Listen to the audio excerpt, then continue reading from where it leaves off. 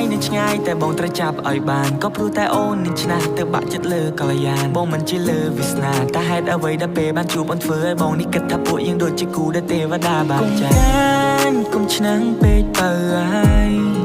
សម្រស់អូនឲ្យបងចាញ់បងក៏ញ៉ោះលេចព្រោះស្រឡាញ់ញ៉ោះលេចព្រោះតែខ្លាញ់នឹងអូនបងចង់ឲ្យគេផ្សេងឆ្ងាយស្រីបងខ្លាចថាពេលឆ្ងាយកាយពីថ្លៃឆ្ងាយដល់ហារតីបែរនឹងបែរជាបីហើយក៏បងត្រូវសោកទោះបីអូនឆ្នះបន្តិច and that the way she flex ហើយពេលដែលអូននឹងខឹងបែរដូងមក try to fix and that the way you are អូនខុសពីគេទៅលើសម្រស់ហើយថែមទាំងចរិយាមកអូនមួយក្រឡងហើយឲ្យអូនពាក់ធ្លាក់ស្មា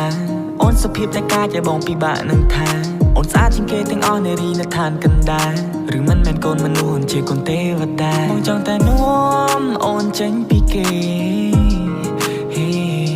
តែត្រយមកខាងនៃផែនដីដែលមានតែបងនៅមានមេសាស្ត្រនៅកន្លែងដែលគ្មានអ្នកណារកឃើញទេឈ្មោះអញ្ចឹងនៅក្នុងបេះដូងมึงដូចជាពេជ្របងខ្លាចថាលែងមានថ្ងៃរេហើយមានតែថ្ងៃលេចបងខ្លាចថាមានរឿងកើតឡើងធ្វើឲ្យបេះដូងយើងក្រិចបងខ្លាចថាពេលវេលាមើលថែអូនអស់កតាបកិច្ច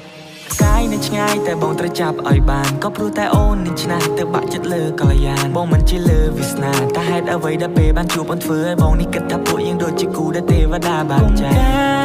គុំឆ្នាំងពេកបើហើយសម្រស់អូនឲ្យបងចាញ់បងក៏ញ៉ោះលេចព្រោះស្រឡាញ់ញ៉ោះលេចព្រោះតែខ្លាញ់នឹងអូន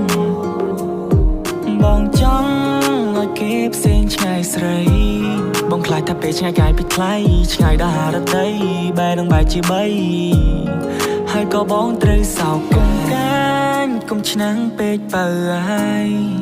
សម្រស់អូនឲ្យបងចាញ់បងក៏ញ៉ោះលេចព្រោះស្រឡាញ់ញ៉ោះលេចព្រោះតែខ្លាញ់នឹងអូនបងចង់ឲ្យគេផ្សេងឆ្ងាយស្រីបងខ្លាចថាពេលឆ្ងាយកាយពីថ្លៃឆ្ងាយដល់ហារតីបែរនឹងបែរជាបីហើយក៏បងត្រូវសោក